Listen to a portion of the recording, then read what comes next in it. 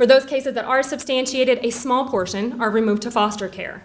We spend a lot of time talking about foster care. I spend a lot of time working on foster care, as do many of you, because the needs of the children in our system as a matter of the state's protective custody over those children are pretty great. And that's pretty serious when the state has to intervene to that level. But I want to be clear that in terms of the numbers game, the diminishing numbers here, far fewer children are in foster care than represent the number of children and families being served by our department on a daily basis. Tens of thousands of children and families are being served by our department while the children stay in their families, in their communities every day.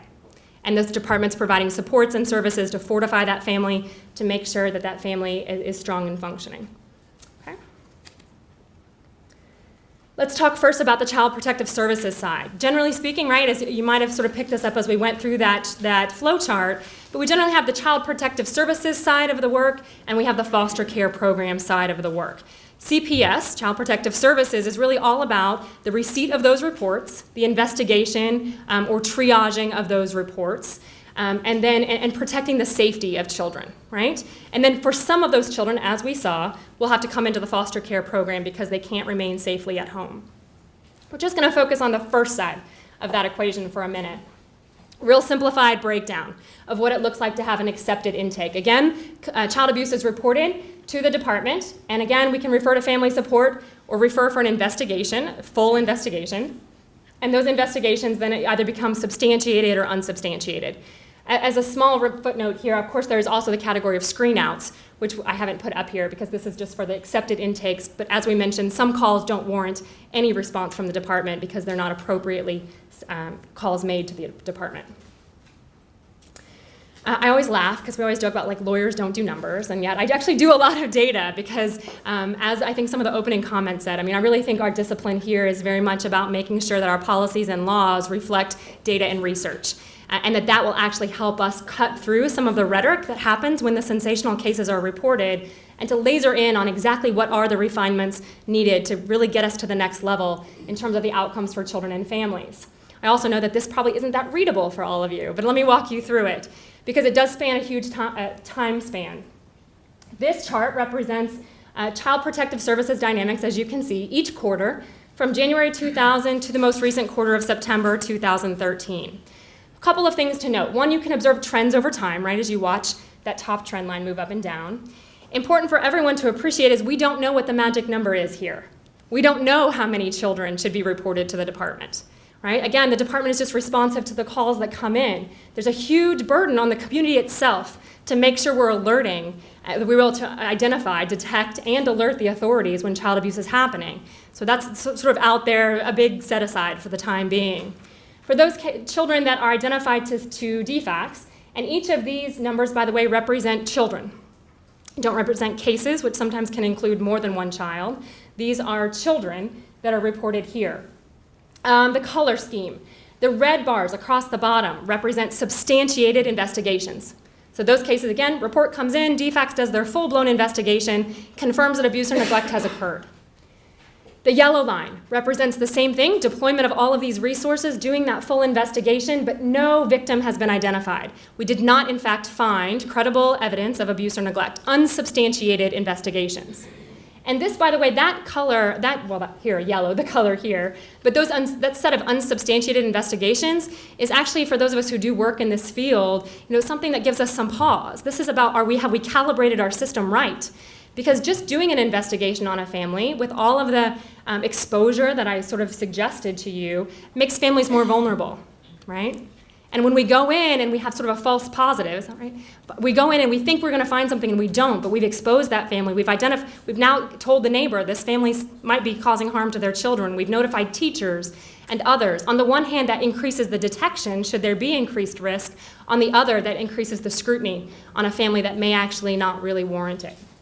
So those unsubstantiated investigations are something that give us pause. And so as you can see, in late 2008 here, there became blue bars. The blue bars here in Georgia represent that family support practice that I described to you briefly earlier. Earlier we called it diversion. It's kind of gone through some iterations as a practice model. It continues to evolve in important and intentional ways.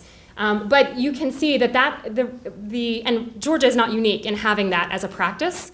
Most states have something. The national model often is referred to as a differential response model. Our kind of local brand here is to call it family support. The idea of that, as I've described it to you in the way that it works, was very much to offset unsubstantiated investigations. What's another way that we as a state, through Child Protective Services, can be responsive to families when we know that they're in trouble, but not do so in a way that makes them more vulnerable? And we have to have some discernment, right, about which case goes to which path. But that's what that's about, and you can see it's had its intended effect here in Georgia, that those blue bars have in fact offset some of the yellow bars once that practice has been introduced. Notably, you see a little bit of a valley there in 2008. I want to caution you that we don't believe that actually represents a dramatic change in practice, but this was just at the time when diversion at the time was introduced, what we call family support now. And we weren't capturing data. Our systems just weren't updated yet. We really weren't tracking that. So that valley, if we probably had those numbers, it would probably fill in a similar trend there. So that doesn't really represent anything, a takeaway for you. And then generally, I would just note that in terms of the number of children reported, you're really looking at some rough trends over time. But Georgia DFACS responds to about 2,000 to maybe 20,000 to 30,000 children in any given in any given quarter. So repeat that. Yes, in any given quarter. Each of these bars represents a quarter within a year. And that's around 20,000. Yes, around 20,000. Now, these are not reports. These are actually children who've received the attention, a response by the department. The reporting numbers obviously would be much higher.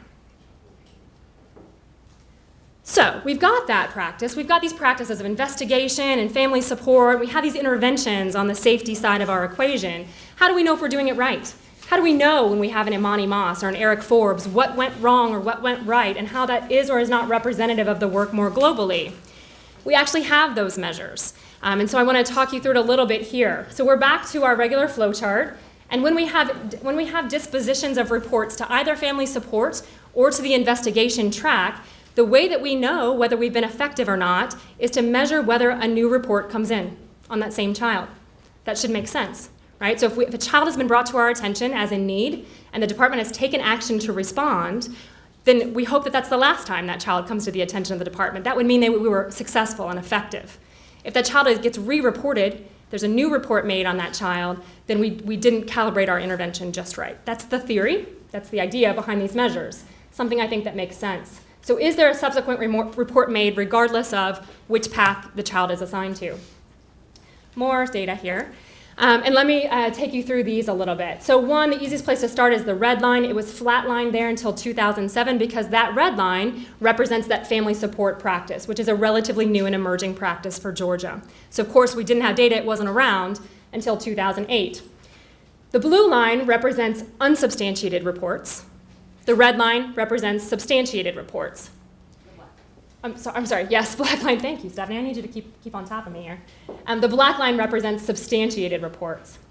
I'll just take you here to the most recent quarter for the sake of time. So you see that there's some fluctuation in these over time, but what we know is that our recurrence of reports, recurrence of accepted intakes, hovers between 3 and 5% roughly, depending, for any of the dispositions of reports. By comparison, so you're like, is that good? Is that bad? I have no real sense of that. By comparison, if we look at like health industry standards, when the health industry releases a new chemotherapy drug, they look at effectiveness rates of about 97% before they put something on the market. Because they want to be darn sure that if they give you that medication, it's going to be most likely to work. So here we are between 3 and 5% in child welfare, an area that we don't have as much empirical information, an area where we don't have as much hard science directing our interventions. This is good news. This is good news. Does that make sense? What's the national? The national is about almost 7%, about 6 to 7%. So that's an important point, thank you, Ashley, is that we actually are below the national standard for the recurrence of intakes and reports. Important. So I can tell you between these, around this safety conversation, that from a data perspective, and the data perspective, by the way, we always want to respect that there are going to be other cases. There are going to be cases that we all experience that are not going to be resonant with this. But from a data perspective, from an aggregate system functioning perspective, we do really well in terms of safety. We should feel confident and have some assurance about safety in Georgia. That doesn't mean you ever take your eye off this ball. right? But the interventions as we've designed them and as that we're deploying them, from a data perspective, we have some assurance that we're doing so and doing so well. Melissa, I just want to make sure Yeah. that I understand this data. So this is the number of kids who were initially referred to DFACS. Yes. And that we screen them out, or we say that the abuse was not substantiated, and then later they're referred again? Close. Let me make sure it's really clear. So each of these lines, let me take this black line for example. These are the children who were reported to DFACS, who DFACS then assigned to an investigation. The investigation went forward and we substantiated that investigation. And then within 6 months, there was a new report on that child. And I don't think I mentioned that measurable interval before, I'm sorry. So within 6 months, there was a new report. Similarly, red line, family support. All that same thing happened, case came in, DFACS assigned that to a family support, the workers followed policy and went out and did their family support practice, and that child was the subject of a new intake in 6 months. And then finally, unsubstantiated reports here. So those are the 3 categories. Is that helpful? So it's interesting that the numbers are so similar on unsubstantiated reports. Yes. I mean, to your point earlier Yes. about that's why that group of unsubstantiated gives us heartburn, because we're really not sure, with our initial gut reaction, right? And there was something there, we just didn't see it when we went out to do the investigation. Right. Or, have we exposed this family who really wasn't doing Right. anything wrong? And not used our resources well, right? Not stewarded our resources well. It's interesting that those numbers look so similar Yeah. for substantiated reports Yeah, that's true. as they do for unsubstantiated. Absolutely. Yes. I understand the bottom of the family support, Yes. but isn't the concern the substantiated report? Yes. That's I the think one that's- where, what's the national average for that one? So all of this is about 6 to 7%. So the substantiated one, when we knew we had, we realized we had a problem. 6 months later, we still got a problem. Yep. That's the one that we need to focus on. I think all of these have different But takeaways, and isn't that the one where, okay, we knew we had a problem Yes. here, 6 months later, we still haven't That's solved right. that problem? That's right. I mean, That's right. That's right. the one that makes the AJC. Yeah, that one's very concerning. Aaron, I think you had a good point about the other ones are concerning if you kind of go to a different level of processing. Those unsubstantiated reports are concerning because we investigated that case, didn't come That's up my with it, question. and then found it. What have we missed? What have we missed? What have we missed here, so we don't repeat it again in Right. the future for these 5% That's right. kids, where this is where somebody really can get hurt? That's right.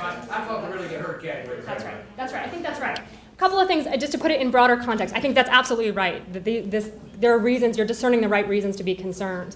I want to also put it in this context, that this is where this work becomes really difficult, is that we all feel an emotional urgency. This should be 0. Because every one of those represents a child, right? Where we've had a missed opportunity, where something again has happened bad, twice now at least. So we want this to be 0. Why I shared with you that comparison with the health industry to give you a little bit of perspective, though, that in terms of complex interventions, and these families are complex because of their vulnerabilities and their fragility and their needs and their chronicity of all of those needs, that actually being 3 to 5%, again, we want to feel that emotional urgency. We'd ideally like to have this at 0, and I'm not suggesting that's an acceptable rate, but just to putting in the context that that is below the national accepted rate to the extent that has value to you, and that compared to other industries, this does show some effectiveness, that even though we're missing some, we are missing some, that we're not keying it exactly right, that really, and the broad scheme, we're getting most of them right. Relatively, That's right. we look good relatively speaking. That's right. That's right. Melissa, the peaks tend to occur along the same Yes. lines, which makes me wonder, was there an increase in the volume of calls and what the DFACS workers Yeah. had to contend with? Was there something going on in terms of leadership changes or Yes. process changes, or, because it's just, I think it's too consistent. Yes, all of those things. And I look specific, I've got some breakdown between sort of the story behind the numbers as we look at the foster care, but there are some correlations. And yes, all of those things feed into some of those peaks and valleys. Do we have changes in leadership? Have we had the deployment of a new practice? Have we had a high-profile case that's caused people to become more reactive and be more fearful in the practice? All of those various things. Also, things change literally seasonally with families, right? We see upticks in certain areas when children are in or out of school. Those kinds of things also play in there. So all of those things are absolutely valid theories and hypotheses about what's going on. Melissa, before you leave this